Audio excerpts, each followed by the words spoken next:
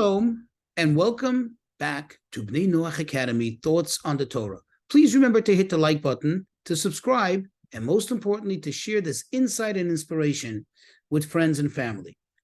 So as we begin the weekly reading of the Torah again, meaning we start once again from the book of Genesis, so week by week, we'll follow some insights from the particular parsha, that is the Torah portion, the Torah reading of that particular week. So we begin with Bereshit, with Genesis. Now, what is Genesis? God begins, if you think about it, God begins by just telling us a story.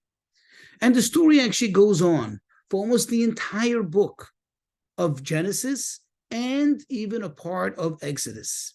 The story of the creation of the world, the story of the flood, later, how Abraham, then Isaac, and then Jacob, how they built their families and how they spread out, and how the Jews ended up in Egypt, and then how they became enslaved, and then how God is about to take them out. And it's only in Exodus chapter 12 will the first real commandment, at least to the Jewish people, is disclosed. If you look in chapter 12, it's the first time that God gives them a direct command of what to do and how to do it. And the question is this a storybook? Is this a history book? Of course it isn't. I mean, if that's what it was designed to be, it's a pretty poor one because there's so many details that are omitted. There's so much that we don't know just from reading the verses because it's not a history book. It is not a storybook.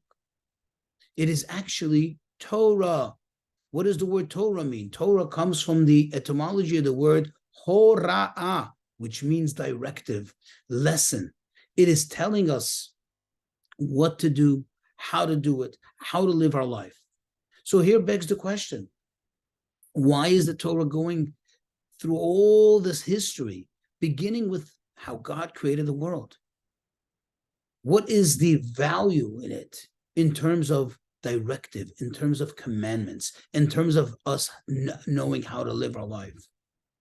Well, the answer lies in the most primary commentary, that is Rabbi Shlomo Yitzchaki, Rabbi Shlomo, the son of Yitzchak, who comments immediately on this first verse. And he says, indeed, the Torah should have begun with, like I said, the first commandment, chapter 12 in the book of Exodus.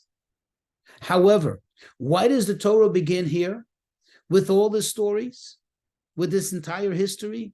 Because Hashem, that is God, was telling us something. One day people will come and say to you, that is to the Jewish people, you stole the land. You have no rights here. How do you come and kick out innocent people?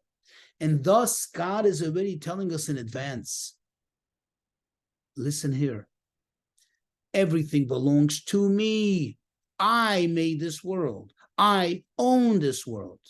And I gave it to whom I decided to give it to. Thus, there was a time, temporarily, when I gave it to one nation, not for them to own it, not for them to inherit it, rather for them to be custodians of it, to take care of it. But when the time came, I gave it over to these people, and that's who I want to be in this land. Now, I know you can think and say, okay, but we don't live in Israel. We may not even be Jewish. How does this apply to us? I want you to think of it more esoterically, from a spiritual level. When we speak about land, we're talking about material, the matter. We're talking about the physical existence. Thus, if you think of it from this perspective, there's a great lesson here. You see, the material world, the secular world, the physicality of the world seems to be saying to us, who are you? How could you inject holiness into us? How could you attempt or endeavor to bring spirituality into the world? It's two separate things. There's the spirit and there's the matter. Why are you engaged in trying to transform the matter and turning it into something loftier, something holier. Let it go. You have no jurisdiction here. The answer is no. Here comes the answer. God says the land is all mine. That means essentially even the material aspect of the world, even the physical aspect of the world is God. It's just that God is concealed. God hides himself. But really, it's no contradiction to spirituality. And thus, God says, I made it look like it's land, and I gave it into the hands, so to speak, of the physical existence. But then I give it to you.